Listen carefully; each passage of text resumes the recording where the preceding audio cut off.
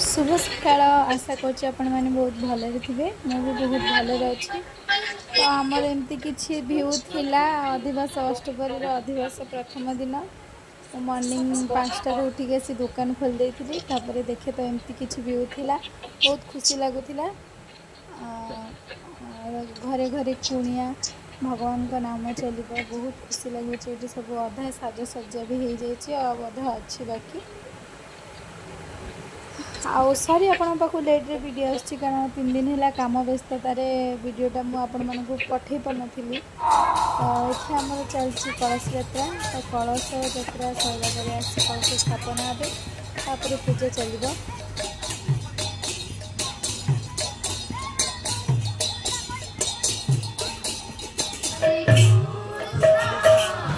आउ एठी मो मझाणी भोणी धरिछि नाम।